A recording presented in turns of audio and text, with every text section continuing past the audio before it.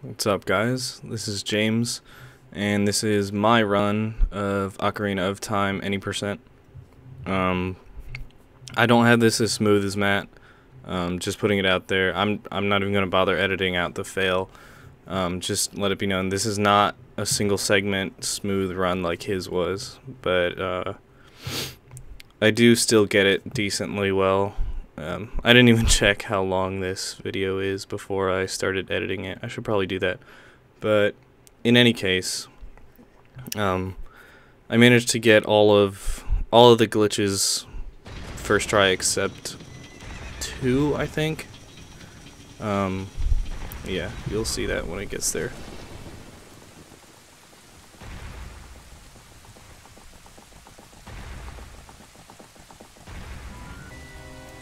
Now, Matt didn't mention it, and he also didn't leave the intro in, but I think standard timing from this game starts on the moment you press A to select your file, and it ends on the last hit of Ganon.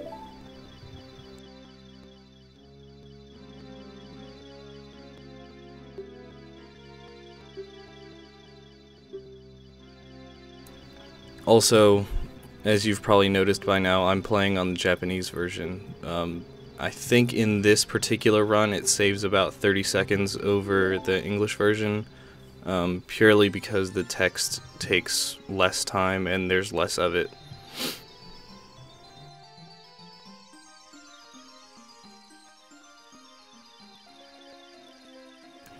And this opening cutscene is about the worst part of practicing full runs of this game. It's just so long, and most of the time I just, oh yeah, these little pauses, I was messing with my streaming software and controller, I'm sorry, but I just fucked that up a little bit. I could have probably done some clever editing to put in a clean version of this beginning, but whatever. It's not too big a deal, I don't think.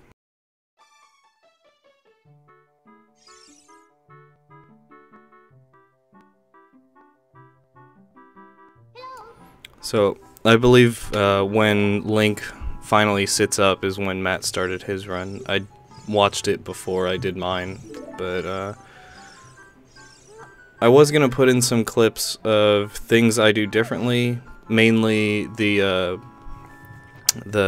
forest escape. I don't do it differently from him if I get it first try, but if I screw up the fucking Zora's River escape clip thing, then I just do the Navi dive. I don't have that in here because I actually managed to get it first try, so yeah. But maybe I'll upload a couple of those other things if people want, I don't know. Alright, I also take a slightly different rupee route than Matt. I think in this particular run, when I get out of the forest, I have 18 rupees. I believe you can be all the way down to about 15 and still make it through the river with 40. But it's like really inconsistent, at least for me, how many rupees I'm gonna get in the river, so I try to get as close to 20 as possible.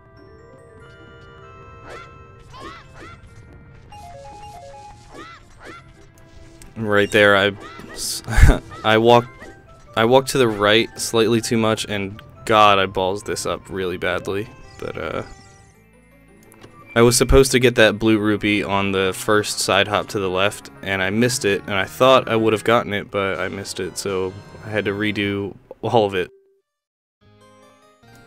Now, if I was a much more serious speedrunner, that would have been a run ender, and I would have just restart right away.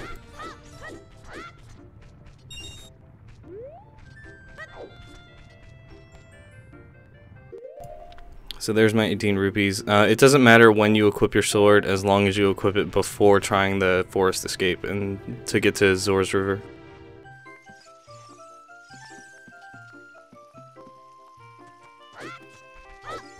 And here I'm just trying to get maybe a couple extra rupees, but I missed all of them. I don't know where exactly they're placed. Like, I know almost nothing about this game other than the super broken ways it can be beaten.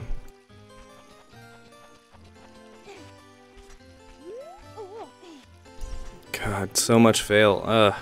I'm definitely gonna redo this, and of course I'm gonna practice a lot more before me and Matt race, but like things like targeting signs, reading signs, this should never happen.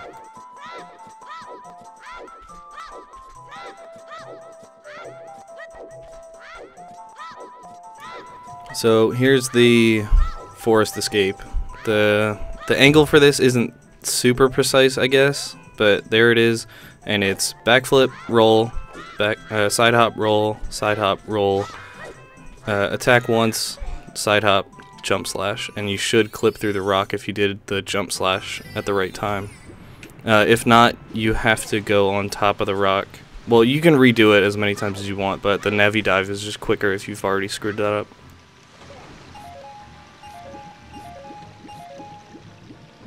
Because there's no sense in failing a trick that takes that long to set up multiple times.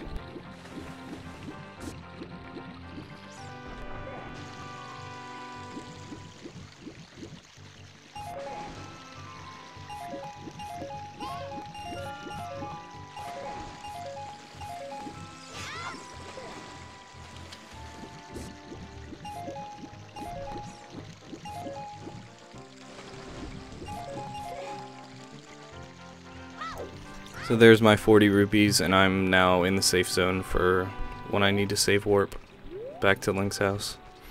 So coming up is what should be the water energized super slide, or water extended super slide. Matt called it by its acronym name, the WES, but I was supposed to, I got everything right up to the S position on the analog stick, but luckily I don't need to get that right to actually make it to Kakariko by nighttime. It's just, it's really goddamn tight, but it still makes it no matter what. Technically you don't even need to do the water extended super slide. You can really just backwalk from the start of the cave all the way to Kakariko and you will always make it.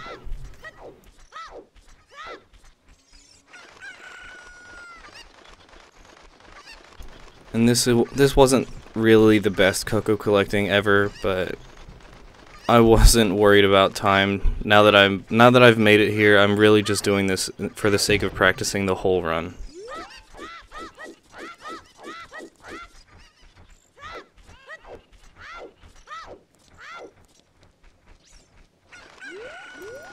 There's not going to be too much variation in this between mine and Matt's runs, really. I don't really know if either of us knows an optimal cocoa route, but we just know which ones to collect in which order and where all of them are. So we've just gotten decent enough at grabbing all of them in order, and we can do it relatively competently.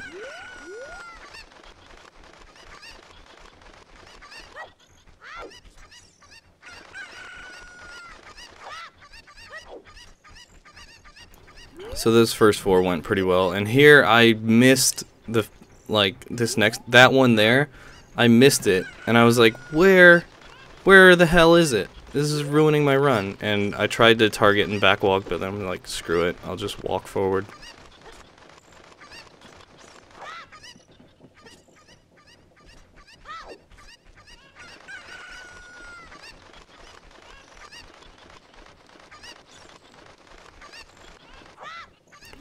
Right here I tried to jump to the ladder like Matt mentioned in his video, but for some reason Link didn't grab it. I don't know what the hell goes on with that ladder. It seems kinda inconsistent to me, but I'm probably just doing something wrong. There I was just trying to see if the cocoa that I threw last had gone past the well, and unfortunately it hadn't, so I know that I'm gonna have to backtrack a little bit to get it. So I dropped that one. Throw this one just to get it running, and then I go and grab this last one over by the well. Throwing those other two, getting them to run over here, obviously saves me a bunch of walking back and forth.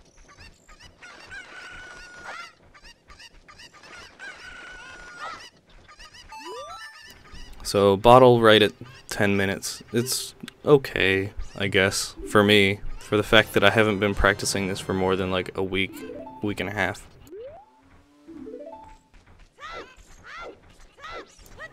And there have been a few times where I've done this run where I've forgotten to get the bugs, and I'll make it all the way past Goma, and I'll be like, oh, I don't have bugs. I can't do ocarina items. This run's over. Fuck.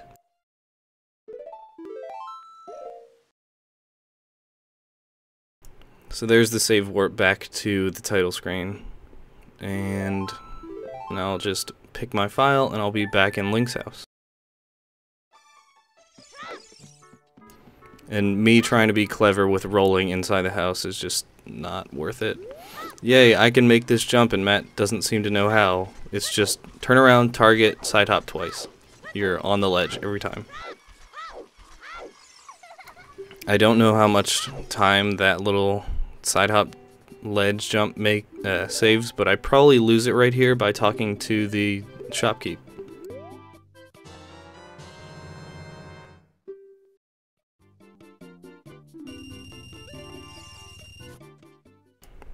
And I think Matt mentioned this in his commentary, but there have definitely been runs where I've forgotten to equip the shield and talk to Mido, and I'm like, wait, why are you not letting me through? Oh. So, yeah, always remember to equip the shield sometime between buying it and making it to Mido. And here I forget to take damage from the first Deku Baba, so I decide to stand next to this one and take a second heart of damage. Or second half heart, I guess.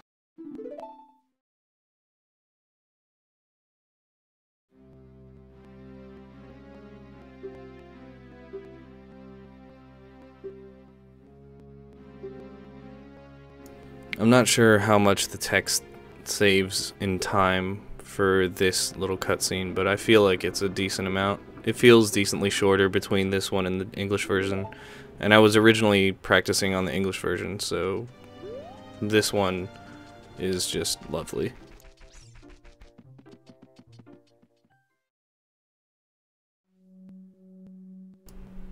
Also, neither of us are playing on Virtual Console or an actual console or anything like that. We're using Project 64, and we're both using Xbox 360 controllers mapped the exact same way, because we just have them set pretty much the easiest way that we knew how to get this working.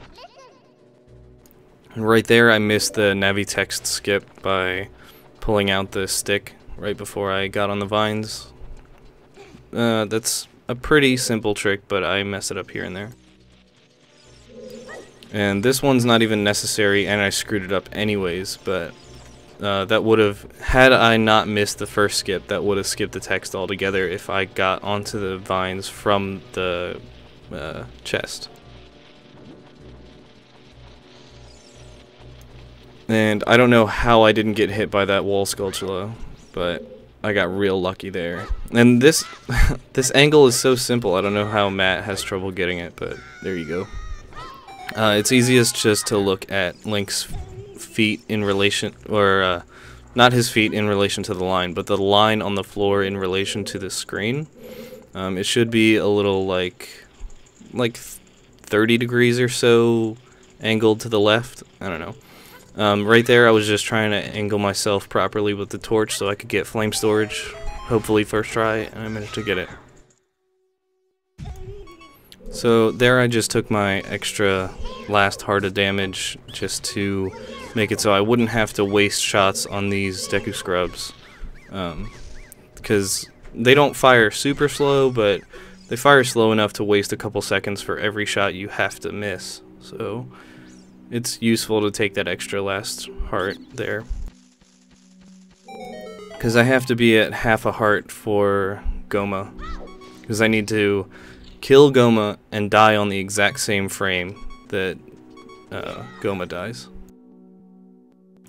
And this is where this run falls apart. Had I not screwed this up, this run probably would have been somewhere around as fast as Matt's was, but as it stands, this is probably at least a minute longer than his.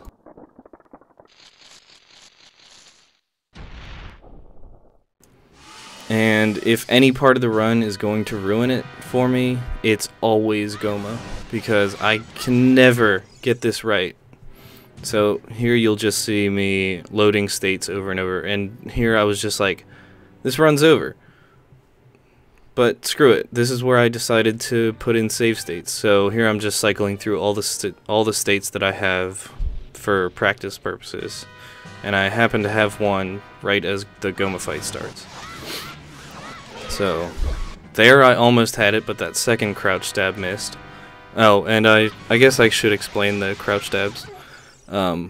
Crouch stabs in this game take the damage of whatever the last attack you did was, and I jump slashed into the cutscene for the door closing with a Deku Stick, and for some reason the Deku Stick in this game does full Master Sword damage, so the crouch stabs are doing Master Sword jump slash damages. So they're the second, I don't know, all these things are just complete fail on the Goma fight. Like, I'll miss crouch stabs somehow, I'll miss Deku Nuts, and then the jump slash can just target Goma's legs instead of his eye, and it's so... I'm so inconsistent at this part. It's like, that second crouch stab didn't even connect. It hit part of Goma, but it didn't hit his eye, so that was pretty bad.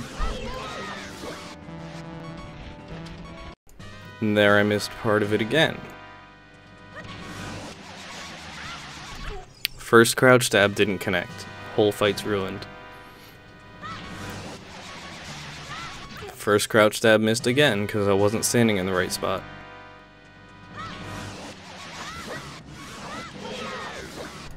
Second crouch stab didn't connect, even though I had everything else perfect.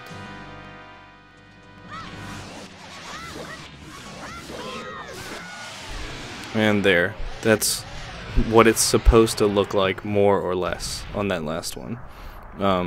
If you could hear it, Link screamed right as Goma died, and that's how you know you took damage. So, since Goma will do a full half heart of damage, you're definitely dead as soon as you do that that jump slash into his eye.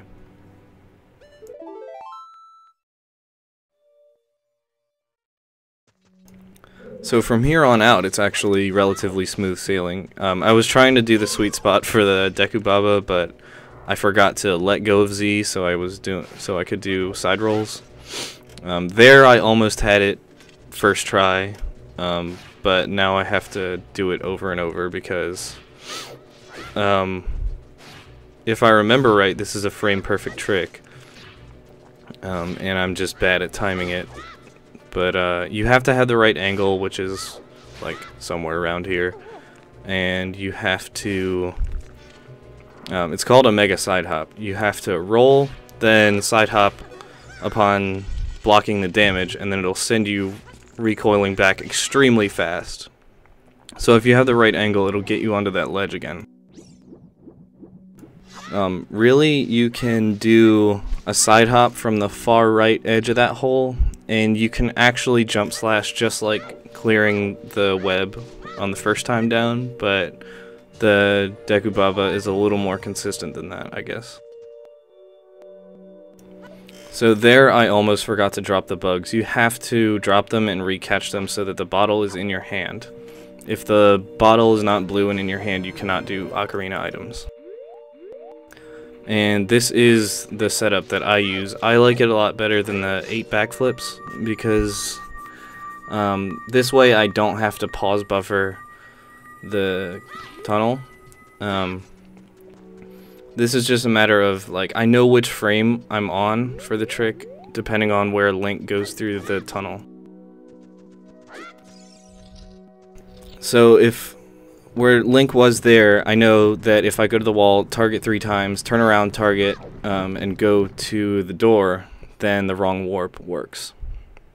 That's another frame perfect trick. However, it's easier because based on knowing exactly what frame you're on, you know how many frames to advance the warp, so that you go through the door on the exact same frame that the warp ends, and so that adds the value for the cutscene to the Deku Tree basement. And for some reason in the table of the game's levels and stuff, it takes you to that part of the castle escape instead of the Deku Tree basement.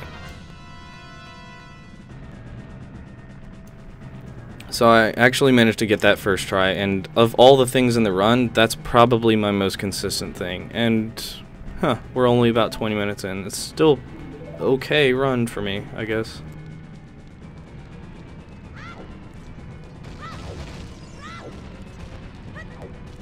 So this is a part where, had I screwed it up, or from here on, had I screwed it up, I would have just quit the run, because this was going so relatively smoothly compared to every other run that I've done, especially while recording. The run that I did right before I recorded, I managed to get all the way up to Goma, and then I screwed the fight up, and I was like, well, I wasn't recording, screw it, I'm gonna take a break. I actually managed to get the Wes first try. I didn't get Forest Escape, but I did do the Navi Dive, so I got that too relatively quickly.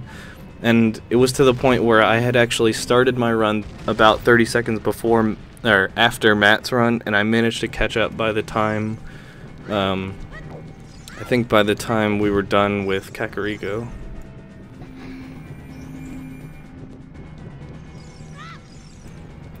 But all that said, he's been practicing for a few days longer than me, and he actually taught me most of the tricks to do this. So by the time we race, hopefully I'll have had enough free time, because we both work 6 days a week, so we have a comparable amount of free time. So hopefully when we race, it's a good race.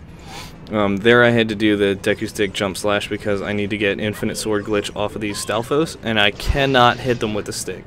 If I hit them, the stick's broken, runs over, I can't get another one. Well, actually, I guess that might be false. Also, getting hit cancels Infinite Sword Glitch, so I need to run away so I'm not in range of either the Stalfos or that rock, and I need to get Infinite Sword again, which I managed to do first try. So that's done. If I touch that rock, the game crashes, the emulator crashes, and I say, fuck this, let's not do this at all again today. I don't bother picking up any of those hearts because it doesn't matter. From this point on, if I hit a rock on the floor, game over. And if Ganon hits me even with full health, game over. I'm dead. And I had no excuse to fall off there. That wasn't some stupid, clever saving, time-saving trick. But, yeah. That's just me being an idiot.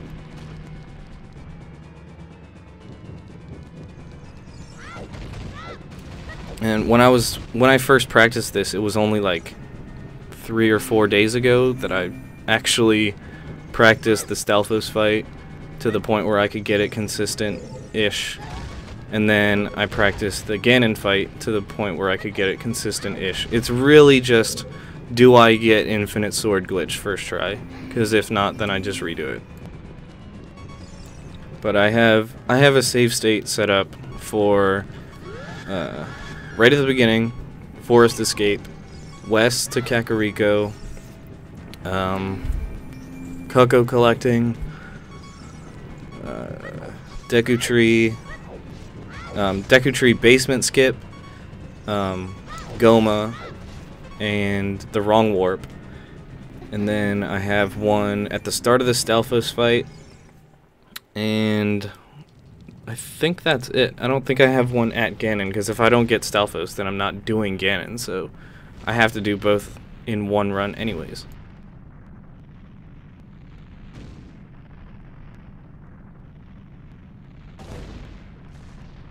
So here's now the longest cutscene in the game, apart from the intro. and it's really annoying to watch every time. I need to practice this. This is another one of those parts of the game where usually if I'm just practicing, I'm gonna hit F4 on my keyboard to turn turbo mode on my emulator and just skip it, because this is stupidly slow. Also, it's interesting to note that, well, I'll just point out a few things. Number one, I haven't decided what order to put these things in. Okay, so I guess, okay, so those rocks, the reason I can't touch those rocks and they'll crash the game if I touch them is you can't be here as Child Link normally, and it tries to load the text and graphic for your shield burning. So it tries to load, I guess, texture or something for, I guess, adult Link's shield, and you don't have that right now, so the game just doesn't know what the hell to do and crashes. So that's the rocks.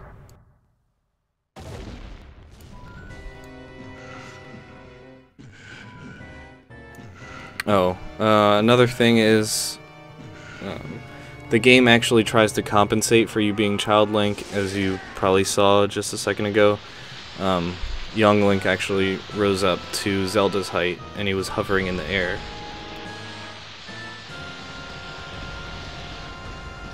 So here's the Ganon fight. Well, damn it, I'm saying this way too early. It's not the Ganon fight yet. It's Ganon's cutscene knocking away the Master Sword that I never collected, conveniently, because apart from the last hit, everything can be done with the stick. For the last hit, though, I have to use the Master Sword. So there's Infinite Sword Glitch. Got really close to Ganon killing me. All it is now is just avoid getting hit, and then 3 hits on the tail with the Infinite Sword Glitch, and he's down. That's the first one. And it's probably faster if I don't stay targeted the whole time, but I just find it easier. I don't know. The other thing that I was going to point out that I forgot was it's really convenient that the wrong warp puts you at this point in the game as opposed to right before Ganondorf, because Ganondorf requires light arrows to beat, and while this would be extremely neat, it would be completely pointless if it still required light arrows, because obviously I don't have them, and it takes a lot of running around and doing everything important in the game to actually get light arrows and magic and the lullaby and everything. So this takes a bit more hits than the first one. I didn't count, but just a bit more. All doable with the stick. And if you noticed, when I picked up the Master Sword, young Link still had the Kokiri sword. I still actually have the Master Sword, and yeah, Zelda just energized my stick. I can't hit him with the stick. Also, the reason that the Deku Stick does full Master Sword damage is, I guess, they thought, well, Child Link can never be at the end of the game, and Adult Link cannot use Deku Sticks, so why change the value for Deku Stick damage? So it does full Master Sword damage regardless of anything else. So the game's over. If you noticed, Link's voice got a lot deeper for that last hit. He's completed his quest, became a man. And in these final cutscenes, it's actually Adult Link. So, yeah, I guess that's it. I'm going to just check from the beginning. It's about a 20... I managed to do it in under half an hour. That's awesome. Even with the save state abuse, it was under a half-hour run. So that's really good for me, I guess. Technically my personal best, just like the Mario run. Yeah, I guess you'll see more of this particular run when me and Matt finally race. I'm thinking about learning the reverse bottle adventure run just because that one's super broken, but it's really confusing, and if I can't explain the glitches well enough, then I don't know if I'll do it. But yeah, I guess I'll see you guys next time. Peace. Subscribe, like, favorite, whatever. Blah, blah, blah. Later.